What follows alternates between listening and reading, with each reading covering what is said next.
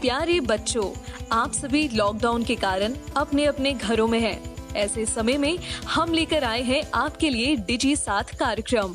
इसके माध्यम से आप प्रत्येक दिन सोमवार से शुक्रवार तक पूर्वाह्न 10 से 12 तथा अपराह्न 1 से 2 बजे तक अपने अपने कक्षाओं के अनुरूप कार्यक्रम देख सकेंगे। स्कूली शिक्षा एवं साक्षरता विभाग, झारखंड। नमस्कार बच्चों, झारखंड सरकार के डिजी साथ प्रोग्राम में आपका स्वागत है। आइए देखते हैं आज हम क्या पढ़ेंगे। आज हम कक्षा 10 में विज्ञान में पढ़ेंगे प्रकाश भाग 2। वही कक्षा 10 के सामाजिक विज्ञान में आज हम जानेंगे वन और वन्य जीव संसाधन के बारे में। इसके बाद कक्षा 12 में रसायन विज्ञान में आज हम बात करेंगे वैद्युत रसायन के बारे में, इसके भाग 4 और भाग 5 में। इसके बाद कक्षा 12वीं में जीव विज्ञान में आज हम पढ़ेंगे जीवों में जनन भाग 3।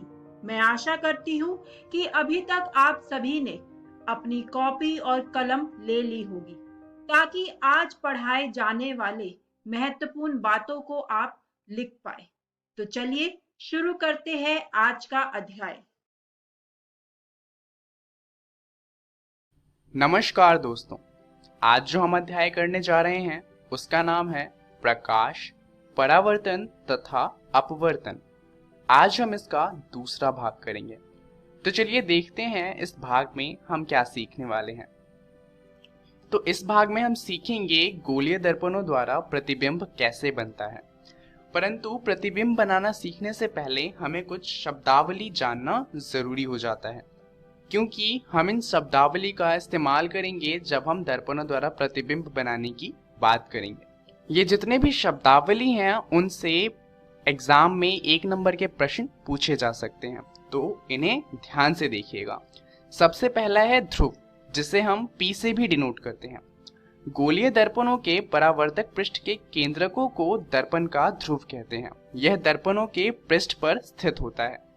उदाहरण के लिए यहाँ पर 2 दर्पण दिए हुए हैं, एक है अवतल दर्पण और एक है उत्तल दर्पण। यहाँ पर आप देख सकते हैं दोनों ही दर्पणों के केंद्र में P लिखा हुआ है। इसका मतलब ध्रुव है, ये ध्रुव को दिखाता है। ध्रुव के बाद बात आती है वक्रता केंद्रक की, जिसे हम C से डिनोट करते हैं। गोलीय दर्पण का परावर्तक पृष्ठ एक गोले का भाग है और इस गोले का केंद्रक गोलीय दर्पण का वक्रता केंद्रक कहलाता है। जैसा कि हम जानते हैं, जो हमारा दर्पण होता है, जितने भी गोलीय दर्पण होते हैं, वो एक बड़े गोले से काट कर बनाए जाते हैं। तो ये जो बड़ा गोला है उसका एक केंद्रक होगा, उसी केंद्रक को कहा जाता है वक्रता केंद्रक, जिसे हम C से डिनोट करते हैं। अब अगर इसका केंद्रक है तो ये जो सर्कल है, ये जो गोला बना है, इसकी कोई त्रिज्या भी होगी। ये जो त्रिज्या होती है इसको कहा जाता है R, और R का मतलब होता है वक्रता त्रिज्या। गोलीय दर्पण का परावर्तक पृष्ठ जिस गोले का भाग है उसकी त्रिज्या दर्पण की वक्रता त्रिज्या कहलाती है। चलिए अब बात करते हैं मुख्य अक्ष की। गोलीय दर्पणों के ध्रुव तथा वक्रता त्रिज्या से गुजरने वाली सीधी रेखा को दर्पण का मुख्य अक्ष कहते हैं। तो हम ये कह सकते हैं कि मुख्य अक्ष वह रेखा है जो वक्रता केंद्रक और ध्रुव को एक दूसरे से जोड़ता है। इसके अलावा एक पॉइंट होता है F, इसे कहा जाता है मुख्य फोकस। ये जो हमारा मुख्य फोकस है और जो हमारा ध्रुव है, इसकी जो दूरी होती है इसे हम छोटे f से डिनोट करते हैं और इसे कहा जाता है फोकस दूरी। तो फोकस दूरी क्या हुआ? गोलीय दर्पण के ध्रुव तथा मुख्य फोकस के बीच की दूरी को कहा जाता है फोकस दूरी। इसका सूत्र होता है R = 2f। यहाँ पर R हमारा वक्रता त्रिज्या है।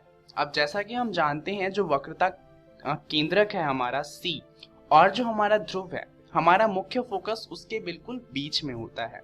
तो जाहिर सी बात है, जो हमारा वक्रता त्रिज्या होगा और जो हमारा फोकस होगा, तो हमारा वक्रता त्रिज्या हमारा फोकस का डबल होगा और इसलिए हम कह सकते हैं R = 2f। तो चलिए अब जानते हैं कि आखिर मुख्य फोकस का काम क्या होता है। अगर हम बात करें अवतल दर्पण की, तो अवतल दर्पण का जो मुख्य फोकस होता है वो दूर से आने वाली जितनी भी रेखा होती है उन सभी को फोकस पे लाता है। यानी कि अगर अनंत पर कोई हमारा बिंब रखा हुआ है तो उसका प्रतिबिंब बनेगा फोकस पे, क्योंकि अनंत से आने वाली सारी रेखाएं जाकर मिलेंगी हमारे फोकस पे। अगर हम वहीं उत्तल दर्पण की बात करें तो उत्तल दर्पण पे अनंत से जितनी भी रेखाएं आती हैं वो अलग अलग दिशाओं में चली जाती हैं, परंतु अगर हम उन दिशाओं को पीछे की तरफ लेके आए तो ऐसा प्रतीत होता है कि जितनी भी रेखाएं हैं वो पीछे की तरफ एक पॉइंट पर मिल रही हैं, जो कि पॉइंट होता है हमारा फोकस। तो यहाँ पर हम कह सकते हैं कि दर्पण के पीछे फोकस बनता है उत्तल दर्पण के केस में, क्योंकि यहाँ पर रेखाएं क्योंकि आगे जाकर बिखर जाती हैं, ऐसा लगता है कि वो पीछे फोकस से निकली हों। तो हमारी शब्दावली यहीं पर समाप्त होती है। अब हम देख सकते हैं कि दर्पणों द्वारा प्रतिबिंब बनता कैसे है, परंतु उससे पहले आइए ये जानते हैं कि हमें देखनी क्या क्या चीजें हैं। सबसे पहले हमें साइज को देखना है कि क्या जो हमारा प्रतिबिंब बना है वो छोटा है या फिर समान साइज का है। दूसरा हमें देखना होता है स्थान, कि आखिर जो हमारा प्रतिबिंब है वो वास्तविक है अथवा आभासी है। अगर जो हमारा प्रतिबिंब होगा वो मिरर की दूसरी तरफ यानी कि मिरर के अंदर बनेगा तो हम कह सकते हैं कि वो आभासी है, परंतु अगर वो मिरर के बाहर बनता है तो वो वास्तविक कहलाएगा। और हम इसकी प्रकृति के बारे में भी जानेंगे कि क्या वे आवर्धित है या फिर नहीं है। तो अब अगर हम दर्पणों द्वारा प्रतिबिंब बनाना सीखेंगे तो जाहिर सी बात है कि हमें परावर्तन के कुछ नियम पढ़ने होंगे गोलीय दर्पणों के लिए। चलिए उन्हें जान लेते हैं। दर्पणों के मुख्य अक्ष के समांतर प्रकाश की किरण परावर्तन के पश्चात अवतल दर्पण के मुख्य फोकस से गुजरेगी अथवा उत्तल दर्पण के मुख्य फोकस से अपसारित होती हुई प्रतीत होगी। इसका मतलब ये है कि अगर हम अवतल दर्पण की बात करें तो वहां पर अगर कोई सी भी रेखा या फिर प्रकाश की किरण फोकस से गुजरेगी तो जो हमारा मुख्य अक्ष है उसके समांतर चली जाएगी, और इसका उल्टा भी सही होता है। यानी कि अगर कोई रेखा और प्रकाश की किरण हमारे मुख्य अक्ष के समांतर आएगी तो वो फोकस से पास करेगी। अगर हम उत्तल दर्पण की बात करें तो यहाँ पर क्या होता है कि जितनी भी प्रकाश किरणें आती हैं वो अलग दिशाओं में फैल जाती हैं, परंतु ऐसा प्रतीत होता है अगर कोई रेखा मुख्य अक्ष के समांतर आ रही है तो ऐसा प्रतीत होता है कि वो फोकस पे मिलेगी पीछे की तरफ अगर हम रेखा को बढ़ाएं तो। चलिए अब जानते हैं दूसरा रूल। गोलीय दर्पण के वक्रता केंद्र से गुजरने वाली किरण परावर्तन के पश्चात उसी पथ के अनुदिशा वापस परिवर्तित हो जाती है।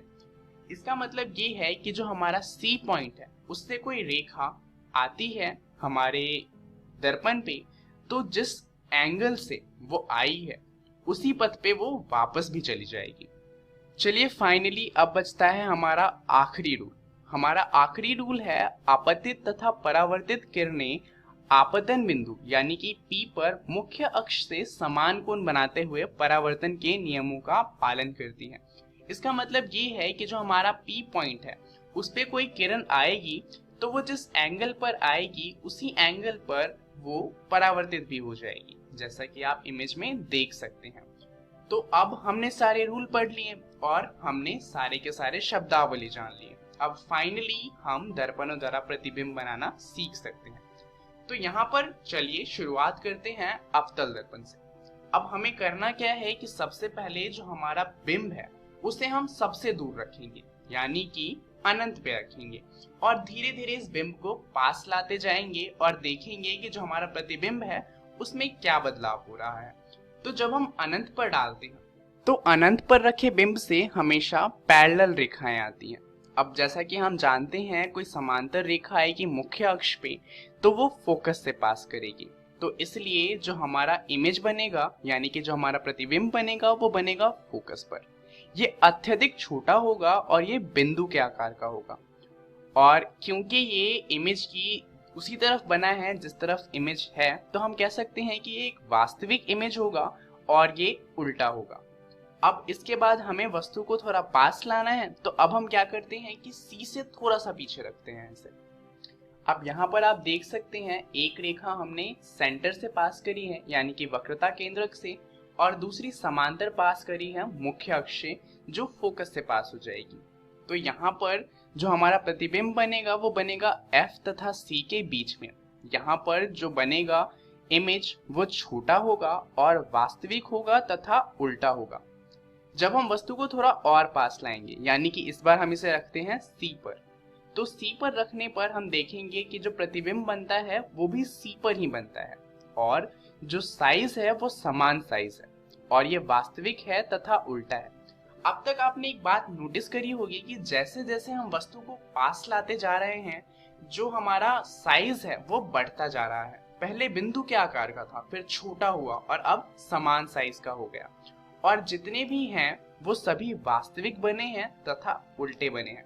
अब इसके बाद हम इसे थोड़ा और पास लाएंगे, यानी कि हम इसे C तथा F के बीच में रखेंगे। यहाँ पर जो हमारा बनेगा प्रतिबिंब वो बनेगा C से परे। ये विवर्धित होगा, यानी कि ये बड़ा होगा और ये वास्तविक होगा तथा उल्टा होगा। अब इसके बाद हम इसे थोड़ा और पास लाते हैं, यानी कि इस बार हम इसे फोकस पर रखते हैं। तो फोकस पर रखने पर जो हमारा प्रतिबिंब बनेगा वो बनेगा अनंत पर और यहाँ पर जो साइज होगा वो अत्यधिक विवर्धित होगा, क्योंकि अनंत पर बना कोई भी प्रतिबिंब बहुत ज्यादा बड़ा होता है। और इस बार भी जो हमारा इमेज बनेगा वो वास्तविक होगा तथा उल्टा होगा। अब आप देख सकते हैं कि अब तक जो हमारा साइज है प्रतिबिंब का वो बढ़ता जा रहा है। पहले पॉइंट साइज था, फिर छोटा हुआ, फिर बड़ा हुआ और अब अनंत पर बना है, परंतु अनंत से ज्यादा बड़ा नहीं हो सकता, यानी कि अब साइज इससे छोटा ही रहेगा। तो अब हम क्या करते हैं, वस्तु को थोड़ा और पास लाते हैं, यानी कि F तथा P के बीच में रखते हैं। यहाँ पर जो हमारा इमेज बनेगा वो पहली बार दर्पण के पीछे बनेगा, यानी कि ये वास्तविक नहीं रहा। यहाँ पर जो इमेज होगा वो विवर्धित होगा, यानी कि बड़ा होगा और पहली बार आभासी तथा सीधा होगा। तो अवतल दर्पण के 6 केस होते हैं, जिसमें से 5 में वास्तविक इमेज बनती है और सिर्फ एक ऐसा केस है जिसमें आभासी तथा सीधी इमेज बनती है। परंतु अगर हम उत्तल दर्पण की बात करें तो ये सिर्फ आभासी इमेज ही बनाता है और इसके सिर्फ 2 ही केस हैं। तो चलिए जल्दी से उन्हें भी जान लेते हैं। पहला, जब वस्तु अनंत पर होगी तो इसमें क्या होता है कि इसमें भी इमेज फोकस पर बनती है, परंतु इस बार क्योंकि उत्तल दर्पण का फोकस जो हमारा दर्पण है उसके पीछे होता है, इसलिए फोकस पर इमेज बनेगी दर्पण के पीछे। ये भी अत्यधिक छोटी होगी और आभासी होगी तथा सीधी होगी। अब इसके बाद ऑब्जेक्ट यानी कि हमारे वस्तु को थोड़ा और पास लाना है, तो अब हम इसे अनंत तथा P के बीच में रखते हैं। इस बार P तथा F के बीच में दर्पण के पीछे हमारा प्रतिबिंब बनेगा। इस बार प्रतिबिंब छोटा होगा और इस बार भी ये आभासी तथा सीधा होगा। तो आपने एक बात देखी होगी कि दोनों ही केस में जो हमारा प्रतिबिंब बना है वो वास्तविक वस्तु से छोटा बना है, यानी कि जो उत्तल दर्पण है उसका इस्तेमाल करके हम सिर्फ छोटे इमेज यानी कि छोटा प्रतिबिंब ही बना सकते हैं। चलिए जानते हैं इस वीडियो में हमने क्या सीखा। इस वीडियो में हमने सीखा गोलीय दर्पणों द्वारा प्रतिबिंब बनाना। इसके बारे में आप अपनी NCERT बुक का अध्याय प्रकाश, परावर्तन तथा अपवर्तन पढ़ सकते हैं। आपको जो टॉपिक पढ़ना है वो है गोलीय दर्पणों द्वारा प्रतिबिंब बनना। अगली वीडियो में हम बात करेंगे गोलीय दर्पणों के उपयोग के बारे में, चिन्ह, परिपाटी के बारे में और दर्पण सूत्र तथा आवर्धन के बारे में। इस वीडियो के लिए इतना ही। धन्यवाद। Daily test. पहला प्रश्न, वक्रता त्रिज्या फोकस दूरी की डैश होती है। ऑप्शन ए 2 गुनी, ऑप्शन बी आधी, ऑप्शन सी बराबर, ऑप्शन डी इनमें से कोई नहीं। दूसरा प्रश्न, गोलीय दर्पण के परावर्तक पृष्ठ के केंद्रकों को दर्पण का डैश कहते हैं। ऑप्शन ए वक्रता केंद्र, ऑप्शन बी फोकस, ऑप्शन सी ध्रुव, ऑप्शन डी मुख्य अक्ष। तीसरा प्रश्न, उत्तल दर्पण का मुख्य फोकस कहाँ होता है। ऑप्शन ए दर्पण के पीछे, ऑप्शन बी दर्पण के आगे, ऑप्शन सी अनंत पर, ऑप्शन डी शून्य होता है। चौथा प्रश्न, अवतल दर्पण फोकस पर प्रतिबिंब बनाता है यदि वस्तु डैश पर रखी हो। ऑप्शन ए फोकस पर, ऑप्शन बी वक्रता केंद्र, ऑप्शन सी P तथा F के बीच, ऑप्शन डी अनंत।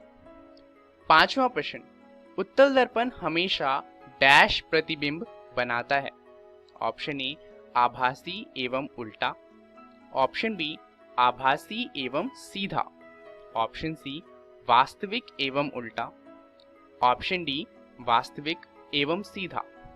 सही उत्तर, पहले प्रश्न का उत्तर है ए, दूसरे प्रश्न का उत्तर सी, तीसरे प्रश्न का उत्तर ए, चौथे प्रश्न का उत्तर डी और पांचवें प्रश्न का उत्तर है बी। नमस्कार दोस्तों, आज हम वन एवं वन्य जीव संसाधन नामक अध्याय का अगला भाग अर्थात दूसरा भाग पढ़ने वाले हैं। इस भाग को शुरू करने से पहले देख लेते हैं आज की इस वीडियो में हम क्या क्या पढ़ेंगे। आज हम वन्य जीवों पर मानवीय प्रभाव के बारे में चर्चा करते हुए वन और वन्य जीव संरक्षण, वन और वन्य जीव संसाधनों के प्रकार तथा समुदाय और वन संरक्षण इत्यादि बिंदुओं पर भी चर्चा करेंगे। तो चलिए शुरू करते हैं। दोस्तों, वनों और वन्य जीवन का विनाश मात्र जीव विज्ञान का विषय नहीं है। जैव संसाधनों का विनाश सांस्कृतिक विविधता से भी जुड़ा हुआ है। जैव विनाश के कारण कई मूल जातियां और वनों पर आधारित समुदाय निर्धन होते जा रहे हैं। इसके अलावा वनों के विनाश से उन वनों पर रहने वाले जीवों को भी काफ़ी नुकसान पहुंचा है। प्राकृतिक रूप से या फिर मनुष्य के द्वारा जंगलों में लगने वाली आग न केवल जंगलों का विनाश कर रही है, बल्कि इससे पर्यावरण भी प्रदूषित हो रहा है। इसके अलावा कुछ मानवीय तत्व शौक या फिर भोजन के लिए शिकार करते हैं, जिसकी वजह से जंगली जानवरों के लुप्त होने का खतरा बना हुआ है, या फिर वे जंगली जानवर अब अपने प्राण बचाने के लिए इधर उधर भाग रहे हैं। दोस्तों, आमतौर पर विकासशील देशों में पर्यावरण विनाश का मुख्य दोषी अत्यधिक जनसंख्या को भी माना जाता है। भारत के 5% धनी लोग 25% गरीब लोगों की तुलना में अपने संसाधन उपभोग द्वारा पर्यावरण को अधिक नुकसान पहुंचाते हैं तथा इन 5% लोगों की पर्यावरण रखरखाव में कोई जिम्मेदारी भी नहीं होती। दोस्तों, वन विनाश की वजह से जंगलों से जुड़े समुदाय दिनों दिन निर्धन होते जा रहे हैं। वनों से मिलने वाली औषधि, चारा तथा अन्य खाने पीने की चीजें मिल पाना अब मुश्किल होता जा रहा है। घास और लकड़ियों के लिए जाने वाली महिलाओं को अब 10 किलोमीटर से भी अधिक दूर जाना पड़ता है, जिसकी वजह से उनका स्वास्थ्य खराब तो होता ही है, साथ में वे अपने बच्चों की भी देखभाल नहीं कर पाते। परोक्ष रूप से वन कटाई से सूखा और बाढ़ जैसी आपदाएं भी जन्म लेती हैं। चलिए दोस्तों, अब बात करते हैं वन और वन्य जीव संरक्षण की। वन्य जीवन और वनों में तेजी से हो रहे ह्रास के कारण इनका संरक्षण बहुत आवश्यक हो गया है। संरक्षण से पारिस्थितिकी विविधता बनी रहती है तथा हमारे जीवन साध्य संसाधन जल, वायु और मृदा बने रहते हैं। यह विभिन्न जातियों में बेहतर जनन के लिए वनस्पति और पशुओं में जीन्स विविधता को भी संरक्षित करती है। वन और वन्य जीव संरक्षण से प्रकृति में पाए जाने वाले सभी प्रकार के जीवधारियों की रक्षा की जा सकती है। इसकी वजह से हम हवा, पानी और मिट्टी इत्यादि को संरक्षित करते हुए उनका उपयोग कर सकते हैं। दोस्तों, 1960 और 1970 के दशकों के दौरान पर्यावरण संरक्षकों ने राष्ट्रीय वन्यजीव सुरक्षा कार्यक्रम की पुरजोर मांग की। भारतीय वन्यजीव संरक्षण अधिनियम 1972 लागू किया गया, जिसमें वन्य जीवों के आवास संरक्षण के अनेक प्रावधान थे। इस अधिनियम के तहत बची हुई संकटग्रस्त जातियों के बचाव, शिकार प्रतिबंधन तथा जंगली जीवों के व्यापार पर रोक आदि पर जोर दिया गया। दोस्तों, वन्यजीव संरक्षण में बाघ अर्थात टाइगर एक महत्वपूर्ण जंगली जाति है, लेकिन दिनों दिन इनकी जनसंख्या कम होती जा रही है। बाघों की खाल का व्यापार और उनकी हड्डियों का एशियाई देशों में परंपरागत औषधियों के प्रयोग के कारण यह जाति विलुप्त होने के कगार पर पहुंच गई है। भारत और नेपाल दुनिया की 2/3 भागों को आवास उपलब्ध कराते हैं। दोस्तों, प्रोजेक्ट टाइगर विश्व की बेहतरीन वन्य जीव परियोजनाओं में से एक है। एशियाई चीता 112 किलोमीटर प्रति घंटे की गति से दौड़ सकता है। प्रोजेक्ट टाइगर की शुरुआत 1973 में हुई। भारत में 37,761 वर्ग किलोमीटर पर फैले हुए 27 बाघ रिजर्व हैं। उत्तराखंड में कार्बेट राष्ट्रीय उद्यान, पश्चिम बंगाल में सुंदरवन राष्ट्रीय उद्यान, मध्य प्रदेश में बांधवगढ़ राष्ट्रीय उद्यान, राजस्थान में सरिस्का वन्य जीव पशु विहार, असम में मानस बाघ रिजर्व और केरल में पेरियार बाघ रिजर्व में प्रमुख बाघ संरक्षण परियोजनाएं हैं। दोस्तों, वन्य जीव संरक्षण अधिनियम 1980 और 1986 के तहत सैकड़ों तितलियों, पतंगों, भृंगों और एक ड्रैगन फ्लाई को भी संरक्षित जातियों में शामिल किया गया है। आइए दोस्तों, अब बात करते हैं वन और वन्य जीव संसाधनों के प्रकारों की। सबसे पहले बात करते हैं आरक्षित वनों की। देश में आधे से अधिक वन क्षेत्र आरक्षित वन क्षेत्र घोषित किए गए हैं। इन वनों में न ही लकड़ियां काटी जा सकती हैं और न ही पशुचारण होता है। वन एवं वन्य जीव संरक्षण के लिए आरक्षित वनों को सबसे अधिक मूल्यवान माना जाता है। अगला है रक्षित वन। दोस्तों, वन विभाग के अनुसार देश के कुल वन क्षेत्र का 1/3 हिस्सा, लगभग 29% रक्षित वन है। इन वनों को और अधिक नष्ट होने से बचाने के लिए इनकी सुरक्षा की जाती है। अवर्गीकृत वन अन्य सभी प्रकार के वन और बंजर भूमि जो सरकार, व्यक्तियों और समुदायों के स्वामित्व में होते हैं, अवर्गीकृत वन कहे जाते हैं। दोस्तों, आरक्षित और रक्षित वन ऐसे स्थायी वन क्षेत्र हैं जिनका रखरखाव इमारती लकड़ी, अन्य वन पदार्थों और उनके बचाव के लिए किया जाता है। भारत में मध्य प्रदेश में स्थायी वनों के अंतर्गत सर्वाधिक वन क्षेत्र है, जो कि प्रदेश के कुल वन क्षेत्र का 75% है। इसके अतिरिक्त जम्मू कश्मीर और आंध्र प्रदेश, उत्तराखंड, केरल, तमिलनाडु, पश्चिम बंगाल तथा महाराष्ट्र में भी कुल वनों में एक बड़ा अनुपात आरक्षित वनों का है। आइए दोस्तों, अब बात करते हैं समुदाय और वन संरक्षण। वन संरक्षण की नीतियाँ हमारे देश में कोई नई बात नहीं है। हम आमतौर पर इस बात से अनजान हैं कि वन हमारे देश की कुछ मानव प्रजातियों के आवास भी हैं। भारत के कुछ क्षेत्रों में तो स्थानीय समुदाय सरकारी अधिकारियों के साथ मिलकर अपने आवास स्थलों के संरक्षण में जुटे हैं। ऐसे ही राजस्थान के अलवर जिले में 5 गांवों के लोगों ने 1200 हेक्टेयर भूमि भैरवदेव डाको विहार घोषित कर दिया। यहाँ पर शिकार करना वर्जित है। ये लोग वन्य जीवों की रक्षा करते हैं। आइए दोस्तों, अब बात करते हैं हिमालय में प्रसिद्ध चिपको आंदोलन की। दोस्तों, चिपको आंदोलन वन कटाई रोकने में ही कामयाब नहीं रहा, अपितु यह भी दिखाया कि स्थानीय पौधों की जातियों को प्रयोग करके सामुदायिक वनीकरण अभियान को सफल बनाया जा सकता है। आइए चिपको आंदोलन की घटना के बारे में जानते हैं। दोस्तों, वर्तमान उत्तराखंड के टिहरी गढ़वाल में गौरा देवी के नेतृत्व में कुछ महिलाओं ने 1972 में पेड़ काटने आ रहे ठेकेदारों का विरोध किया। वे सारी महिलाएं पेड़ों से जाके चिपक गईं और पेड़ों को कटने नहीं दिया। यह विरोध ही चिपको आंदोलन के नाम से प्रसिद्ध हुआ। वनों और वन्य जीवों के संरक्षण के लिए महात्मा बुद्ध ने 487 ईसा पूर्व में कहा था, पेड़ एक विशेष, असीमित, दयालु और उदारपूर्ण जीवधारी है जो अपने सतत पोषण के लिए कोई मांग नहीं करता और दानशीलता पूर्वक अपने जीवन की क्रियाओं को भेंट करता है। यह सभी की रक्षा करता है और स्वयं पर कुल्हाड़ी चलाने वाले पर भी छाया करता है। आइए दोस्तों, अब देखते हैं आज की इस वीडियो में हमने क्या क्या सीखा। आज हमने वन्य जीवों पर मानवीय प्रभाव, वन और वन्य जीव संरक्षण, वन्य जीव संसाधनों के प्रकार तथा समुदाय और वन संरक्षण के बारे में चर्चा की। आशा करते हैं आपको यह वीडियो बहुत पसंद आई होगी। धन्यवाद।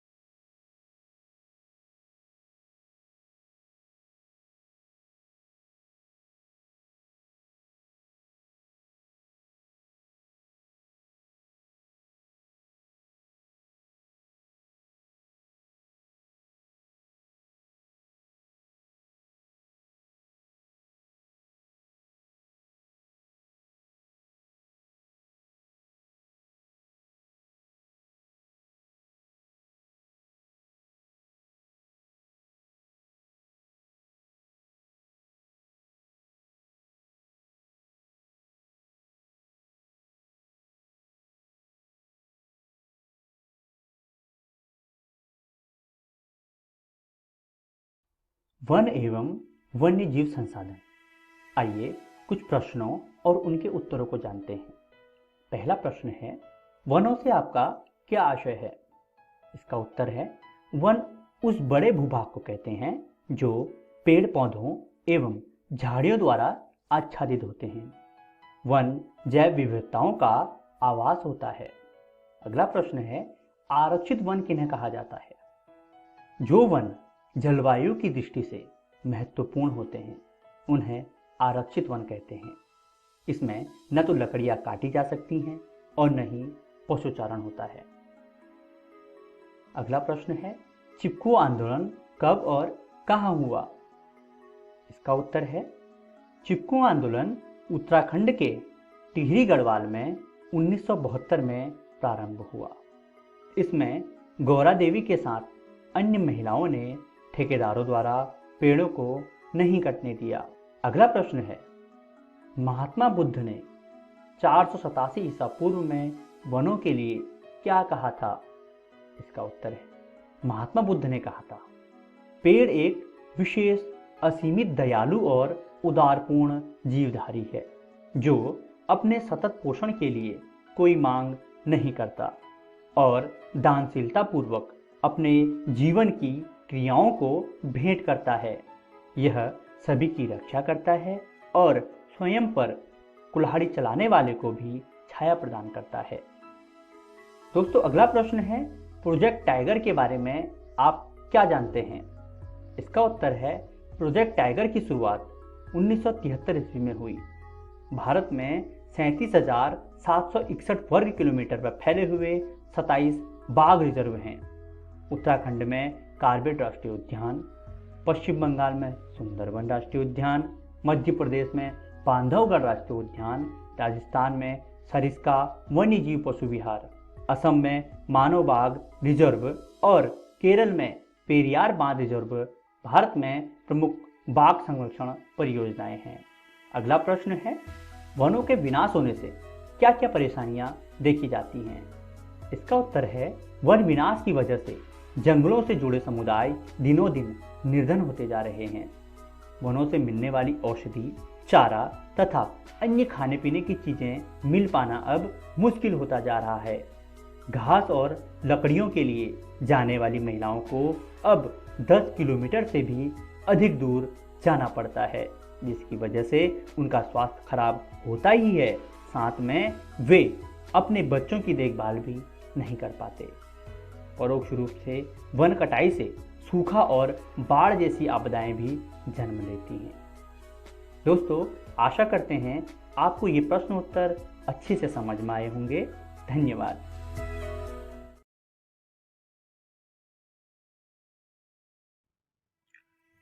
नमस्कार दोस्तों, आज हम वैद्युत रसायन का चौथा भाग शुरू करने जा रहे हैं। आइए देखते हैं आज की इस वीडियो में हम कौन कौन सी चीजें पढ़ने वाले हैं। आज की इस वीडियो में सबसे पहले हम वैद्युत अपघटनी सेल के बारे में पढ़ेंगे, उसके बाद हम फैराडे के नियम के बारे में पढ़ेंगे और आखिरी में हम वैद्युत अपघटन के उत्पाद के बारे में पढ़ेंगे। तो आइए सबसे पहले शुरू करते हैं वैद्युत अपघटनी सेल से। एक वैद्युत अपघटनी सेल एक वैद्युत रसायन सेल है जो विद्युत ऊर्जा के अनुप्रयोग के माध्यम से एक रेडॉक्स प्रतिक्रिया को चलाता है। अभी तक आपने ये चीज देखी थी कि एक रेडॉक्स प्रतिक्रिया हो रही है, उसमें हमने इलेक्ट्रोड डाले हुए हैं और उस प्रतिक्रिया से हम एक विद्युत ऊर्जा ले रहे हैं। लेकिन इसमें उल्टा होता है। इसमें क्या होता है, एक बैटरी लगी होती है, उससे एनोड और कैथोड जुड़े होते हैं और उस बैटरी के अंदर जो विद्युत ऊर्जा मौजूद है हम उसकी मदद से रेडॉक्स प्रतिक्रिया को चलाते हैं। ये होता है वैद्युत अपघटनी सेल। बात करते हैं फैराडे के नियम के बारे में। माइकल फैराडे ने 2 नियम दिए थे, तो हम अभी सबसे पहले वाला नियम देखने वाले हैं। तो माइकल फैराडे का पहला नियम कहता है, विद्युत धारा द्वारा वैद्युत अपघटन में रासायनिक विघटन की मात्रा वैद्युत अपघट्य में प्रवाहित विद्युत धारा की मात्रा के समानुपाती होता है। ये फैराडे का पहला नियम है। आप इस नियम को अपनी कॉपियों में लिख लीजिए, ये परीक्षा में पूछा जाता है। अब बात करते हैं फैराडे के दूसरे नियम की। फैराडे का दूसरा नियम कहता है, विभिन्न वैद्युत अपघटनी विलयनों में विद्युत की समान मात्रा प्रवाहित करने पर मुक्त विभिन्न पदार्थों की मात्राएं उनके रासायनिक तुल्यांकी द्रव्यमान के समानुपाती होती है। अभी तक हमने सिर्फ द्रव्यमान के बारे में पढ़ा है, लेकिन आज हम जानेंगे कि तुल्यांकी द्रव्यमान क्या होता है। तुल्यांकी द्रव्यमान धातु का परमाणविक द्रव्यमान भागा धनायन को अपचयित करने में प्रयुक्त इलेक्ट्रॉनों की संख्या के बराबर होता है। आप इस चीज को अपनी कॉपियों में लिख लीजिए, ये बहुत ही जरूरी चीज है, ये परीक्षा में अक्सर पूछ ली जाती है। अब बात करते हैं प्रश्न को हल करने का तरीका। आपकी एनसीईआरटी में एक सवाल है, वो सवाल कुछ इस प्रकार है, CuSO4 के विलयन को 1.5 एम्पियर की धारा से 10 मिनट तक वैद्युत अपघटित किया गया। कैथोड पर निक्षेपित कॉपर का द्रव्यमान क्या होगा? इसका हल जो है वो आपकी एनसीईआरटी में पहले से ही मौजूद है, लेकिन कई लोगों को इस तरह के सवाल समझ नहीं आते कि कैसे किया जाए, तो उसके लिए मैं आपको ये बताऊंगा कि इन सवालों को करने का तरीका क्या होता है। तो आइए जानते हैं सबसे पहले हमें क्या करना होता है। सबसे पहले कुल आवेश को निकालें। कुल आवेश को निकालने का तरीका क्या है? धारा को समय से गुणा करिए और इससे आपका कुल आवेश निकलेगा। और इस बात का ध्यान रखिएगा कि समय जो है वो सेकंड में हो, मिनट में ना हो। फिर रिडॉक्स अभिक्रिया को लिखें। जो भी रिडॉक्स अभिक्रिया होने वाली है उसको आप लिख लें। उसके बाद आप कुल इलेक्ट्रॉनों का पता लगाइए। आप ये पता लगाइए उस रिडॉक्स अभिक्रिया में कुल कितने इलेक्ट्रॉन आ जा रहे हैं। इन सब के बाद आपको कुल इलेक्ट्रॉनों की संख्या जो आपने निकाली है उसको 1 फैरेड से गुणा करना है। गुणा करने के बाद आपको क्या करना है, आपने जो कुल आवेश निकाला था सबसे पहले, उस कुल आवेश से ये जो संख्या आई है, अभी जो आपने 1 फैरेड से गुणा करके जो संख्या निकाली है उसको भाग कर दें। ऐसा करने के बाद आपके पास जो भी संख्या आई होगी उसे धातु के द्रव्यमान से गुणा कर दें। जैसे यहाँ पर कॉपर का द्रव्यमान पूछा था कि कितना होगा, तो आपको कॉपर के द्रव्यमान से उस संख्या को गुणा करना है। ऐसे करके आप कैथोड पर निक्षेपित कॉपर का द्रव्यमान निकाल लेंगे और इसी प्रकार कुछ अन्य सवाल भी हल कर लीजिएगा। अब आगे बढ़ते हैं। वैद्युत अपघटन के उत्पाद। वैद्युत अपघटन के उत्पाद अपघटित होने वाले पदार्थों की अवस्था तथा प्रयुक्त इलेक्ट्रोडों के प्रकार पर निर्भर करते हैं। कुछ वैद्युत रासायनिक प्रक्रम यद्यपि संभव होते हैं, परंतु गतिकीय रूप से इतने धीमे होते हैं कि ये निम्न विभव पर घटित होते प्रतीत नहीं होते। ऐसी परिस्थितियों में अतिरिक्त विभव लगाना पड़ता है, जिसे अधिविभव कहते हैं, जो इन प्रक्रमों को और कठिन बना देता है। अधिविभव परीक्षा के उद्देश्य से एक बहुत ही जरूरी टॉपिक है। आप इसको अपनी कॉपी में जरूर लिख लीजिए और एनसीईआरटी से इसको एक बार फिर से पढ़िएगा। अब हम इस वीडियो के अंत में आ गए हैं, तो आइए देखते हैं कि आज की इस वीडियो में हमने क्या क्या सीखा। सबसे पहले हमने वैद्युत अपघटनी सेल के बारे में पढ़ा। उसके बाद हमने फैराडे के नियम पढ़े, जिसमें हमने फैराडे के 2 नियम पढ़े, और आखिरी में हमने वैद्युत अपघटन के उत्पाद पढ़े। मैं उम्मीद करता हूं आपको मेरी पढ़ाई हुई चीजें समझ आई होंगी और मैं आपको ये सलाह दूंगा कि आप इन सब चीजों को एनसीईआरटी रसायन विज्ञान भाग 1 से जरूर पढ़ लीजिएगा और इनके कुछ प्रश्न भी हल कर लीजिएगा। आने वाली वीडियो में हम सबसे पहले बैटरियां पढ़ेंगे, उसके बाद हम ईंधन सेल के बारे में पढ़ेंगे और आखिरी में हम संक्षारण के बारे में पढ़ेंगे। धन्यवाद दोस्तों।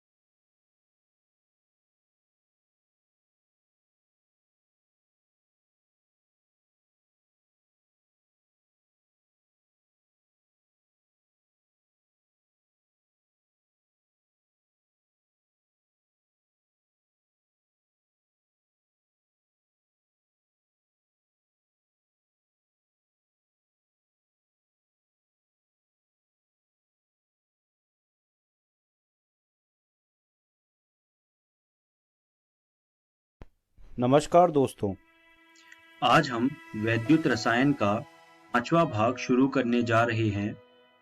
वीडियो को शुरू करने से पहले आइए देखते हैं कि आज की इस वीडियो में हम कौन कौन सी चीजें पढ़ने वाले हैं। इस वीडियो में सबसे पहले हम बैटरियों के बारे में पढ़ेंगे, उसके बाद हम ईंधन सेल के बारे में पढ़ेंगे और आखिरी में हम संक्षारण के बारे में पढ़ेंगे। तो आइए शुरू करते हैं बैटरियों से। आपने बैटरियां तो देखी ही होंगी, घर के जो रिमोट का सेल होता है वो आपने देखा ही होगा, उसी को हम बैटरी कहते हैं। तो होता क्या है, बैटरियां 2 तरह की होती हैं, प्राथमिक बैटरी और संचायक बैटरी। तो शुरू करते हैं प्राथमिक बैटरी से। प्राथमिक बैटरियों में अभिक्रिया केवल एक बार होती है तथा कुछ समय के बाद बैटरी निष्क्रिय हो जाती है एवं पुनः प्रयोग में नहीं लाई जा सकती। ये चीज आपने जो रिमोट के सेल होते हैं उनमें देखा होगा। आप सेल को खरीदते हो और रिमोट में लगाते हो और कुछ समय के बाद वो सेल खत्म हो जाते हैं और रिमोट काम करना बंद कर जाता है। उस परिस्थिति में आपको नए सेल लाके रिमोट में लगा के चलाना पड़ता है।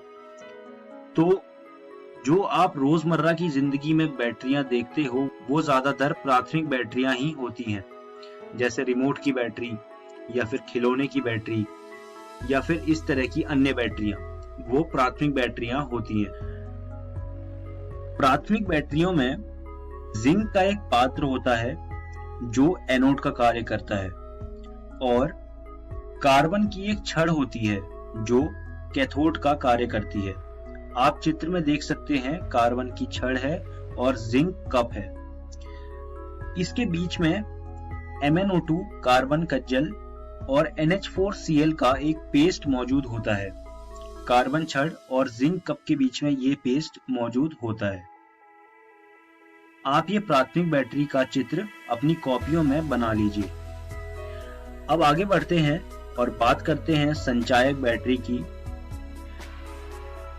प्राथमिक बैटरी के विपरीत संचायक सेल को उपयोग के बाद विपरीत दिशा में विद्युत धारा के प्रभाव द्वारा पुनः आवेशित कर फिर से प्रयोग में लाया जा सकता है। जैसे प्राथमिक बैटरियों में क्या होता था कि बैटरी एक बार हमने इस्तेमाल करी और वो फिर इस्तेमाल करने लायक नहीं रहती, लेकिन संचायक बैटरियों में क्या होता है, हम उसको दोबारा प्रयोग में ला सकते हैं।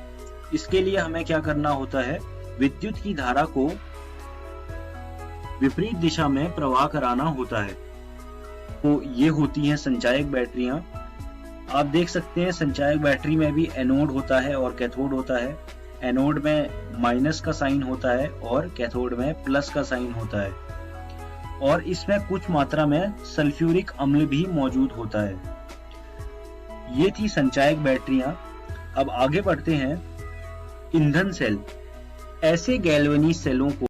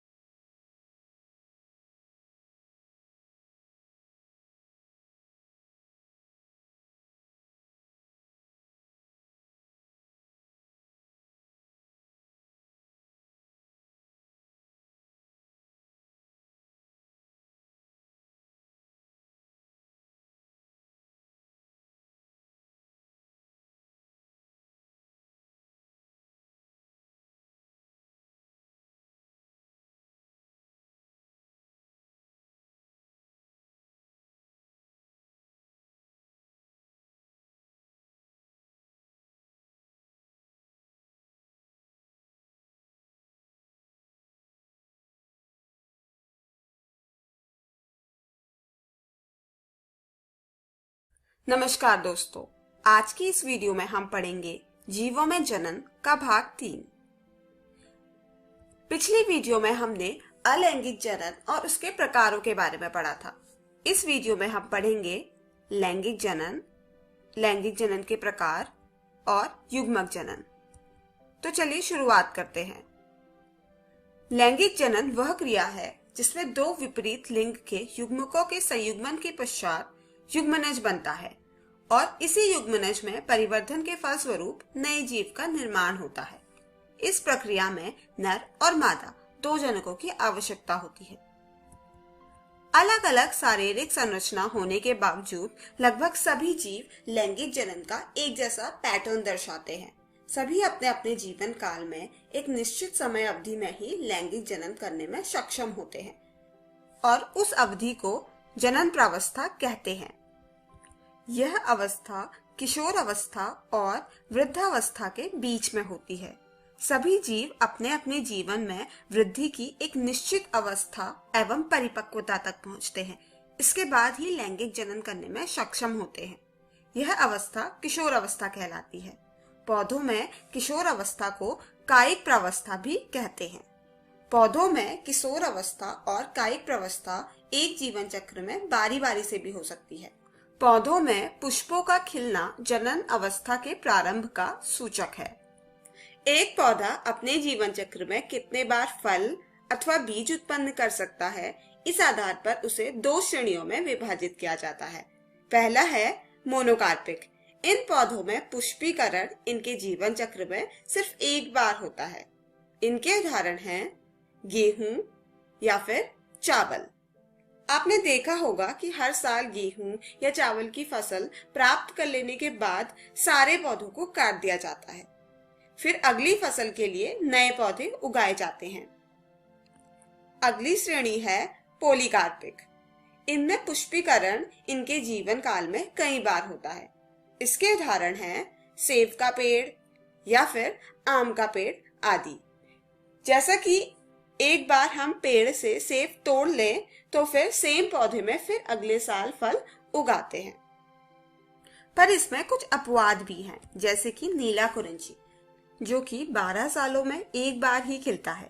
यह पहले 2006 में खिला था, फिर पिछले साल 2018 में और अब यह पुष्प 2030 में ही खिलेगा। अगला अपवाद बैम्बू या फिर बांस है। यह भी अपने पूरे जीवन काल में सामान्यतः 50 से 100 वर्षों में एक बार ही पुष्प उत्पन्न करते हैं। अधिकतर प्राणियों में किशोरावस्था की समाप्ति उनके प्रजनन व्यवहार के पूर्व उनकी शारीरिकी एवं आकारिकी में बदलाव से प्रकट होती है। सोचो कि क्या प्राणी वर्ष भर अंडे दे सकते हैं? नहीं। प्रकृति में रहने वाले पक्षी केवल विशेष मौसम के आने पर ही अंडे देते हैं। उन्हें मौसमी प्रजनक कहा जाता है। इसके कुछ अपवाद भी हैं, जैसे कि फार्म में रखे जाने वाली मुर्गियां पूरे साल अंडे उत्पन्न करती हैं। खैर, यह तो व्यापार के लिए उनसे करवाया जाता है। तो जो प्राणी विशेष मौसम में ही प्रजनन कर सकते हैं उन्हें मौसमी प्रजनक कहते हैं, और जिनकी प्रजनन क्षमता मौसम में निर्भर नहीं करती उन्हें सतत प्रजनक यानी कि कॉन्टिन्यूअस ब्रीडर्स कहते हैं। उदाहरण के लिए मनुष्य, चूहे, गाय आदि।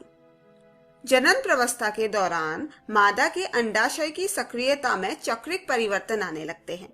नॉन प्राइमेट्स में इन्हें ओस्ट्रस साइकिल यानी कि मध्य चक्र कहते हैं और प्राइमेट्स में इन्हें मेंस्ट्रुअल साइकिल यानी कि ऋतुस्राव चक्र कहते हैं। चलिए अब लैंगिक जनन की कुछ खास विशेषताओं को पढ़ते हैं। इन्हें आप चाहे तो वीडियो को पॉज करके अपनी नोटबुक्स में नोट कर सकते हैं। लैंगिक जनन में दो विभिन्न जनकों की आवश्यकता होती है, यानी कि नर और मादा। इसे हम बाई पेरेंटल रिप्रोडक्शन भी कहते हैं। इसमें युग्मकों का निर्माण और संयुग्मन होता है। इसमें युग्मकों के निर्माण के समय अर्धसूत्री विभाजन यानी कि मियोसिस और भ्रूण के विकास में समसूत्री विभाजन यानी कि माइटोसिस होता है। संतति में अपने जनकों से स्पष्ट विभिन्नताएं दिखती हैं। जैसे कि हम अपने माता पिता के समान दिखते तो हैं, पर थोड़े थोड़े अलग भी होते हैं। जनन की इकाई अगुणित युग्मक होते हैं, यानी कि unit of reproduction haploid gametes होते हैं। चलिए आगे बढ़ते हैं। युग्मकों के निर्माण के आधार पर लैंगिक जनन को दो भागों में बांटा जाता है। पहला है युग्मक संलयन यानी कि सिंगेमी। अगला है कॉन्जुगेशन यानी कि समागम। कॉन्जुगेशन में बैक्टीरिया बिना युग्मकों के अपना जेनेटिक मटेरियल एक्सचेंज करते हैं। निषेचन अथवा सिंगमी में नर और मादा युग्मकों के युग्मन के परिणाम स्वरूप द्विगुणित जाइगोट का निर्माण होता है। अब युग्मकों की आकारिकी के हिसाब से भी निषेचन को दो वर्गों में विभाजित कर सकते हैं। समयुग्मन यानी कि आइसोगमी। समयुग्मन में लैंगिक जनन में शामिल दोनों युग्मक आकारिकी में एक जैसे होते हैं अथवा वह एक समान दिखाई देते हैं। जैसा कि आप इस चित्र में देख सकते हैं, दोनों युग्मक आकारिकी में बिल्कुल एक जैसे हैं। अगर एक चल युग्मक है तो उसके साथ निषेचन करने वाला दूसरा युग्मक भी चल है। अगर एक अचल है तो दूसरा भी अचल है। तीसरे जोड़े की भी आकारिकी एकदम सिमिलर है। इसका उदाहरण है मोनोसिस्टिस। अगला प्रकार है विषम युग्मन। इस प्रकार के लैंगिक जनन में शामिल दोनों युग्मकों की आकारिकी अलग अलग होती है। इस प्रकार के जीवों में नर युग्मकों को शुक्राणु और मादा युग्मकों को अंड कहते हैं। उदाहरण के लिए मनुष्य या मेंढक। इस चित्र में देखिए, तीनों जोड़ों में दोनों युग्मकों के शेप साइज में फर्क नजर आ रहा है। यह क्लैडोफोरा के समयुग्मक है। आप देख सकते हैं इन दोनों की आकारिकी में कोई अंतर नहीं है। यह फ्यूकस के विषम युग्मज है और यह मानव के विषम युग्मज शुक्राणु और अंड। इनकी आकारिकी में तो साफ तौर पे फर्क नजर आ रहा है। सभी लैंगिक जनन करने वाले जीव कुछ प्रक्रियाएं या घटनाएं प्रदर्शित करते हैं जिनमें समानताएं होती हैं, जबकि लैंगिक जनन से संबंधित संरचनाएं सभी जीवों में भिन्न होती है। तो सुविधा के लिए इसी पूरी प्रक्रिया को 3 घटनाओं में विभाजित किया जा सकता है: निषेचन पूर्व, निषेचन और निषेचन पश्चात। निषेचन की प्रक्रिया के पहले जो भी घटनाएं होती है उन्हें निषेचन पूर्व घटनाएं कहते हैं। इसमें युग्मक जनन और युग्मक स्थानांतरण आते हैं। युग्मक जनन यानी कि युग्मकों का बनना। आइडियली युग्मक अगुणित होते हैं। इसका मतलब यह है कि इनमें क्रोमोसोम्स यानी कि गुणसूत्रों का सिर्फ एक सेट होता है और जनक द्विगुणित होते हैं। वैसे द्विगुणित जनक अगुणित युग्मक बनाते हैं। इस फ्लो चार्ट में मनुष्यों में युग्मक जनन का एक उदाहरण दिया गया है। आप यहाँ पर देख सकते हैं कि जनकों में 46 क्रोमोसोम्स होते हैं। यह द्विगुणित यानी कि डिप्लॉइड है। फिर जब अर्धसूत्री विभाजन हुआ तो युग्मक बने। आप इन युग्मकों में क्रोमोसोम्स की संख्या नोट कीजिए। अर्धसूत्री विभाजन के परिणाम स्वरूप युग्मकों में क्रोमोसोम्स की संख्या आधी हो जाती है। इन्हें हैप्लॉइड अर्थात अगुणित कहते हैं। फिर अगले स्टेप में निषेचन दर्शाया गया है, जिसके बाद यह युग्मनज यानी कि जाइगोट बना। वह भी द्विगुणित होता है क्योंकि उसे अपने माता एवं पिता दोनों से एक एक सेट क्रोमोसोम मिलता है। तो इस वीडियो में हमने पढ़ा लैंगिक जनन के प्रकार और युग्मक जनन। आप घर जाकर अपनी जीव विज्ञान की एनसीईआरटी की पुस्तक में से लैंगिक जनन के युग्मक जनन के टॉपिक को जरूर दोहराएं। अगली वीडियो में हम पढ़ेंगे युग्मक स्थानांतरण। धन्यवाद।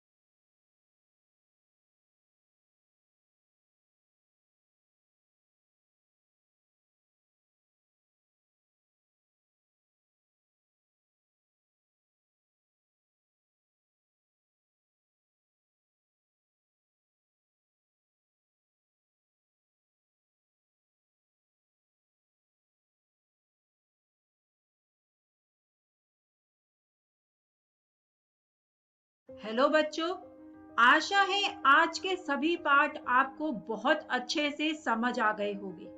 तो एक बार दोबारा देखते हैं कि आज हमने क्या क्या पढ़ा।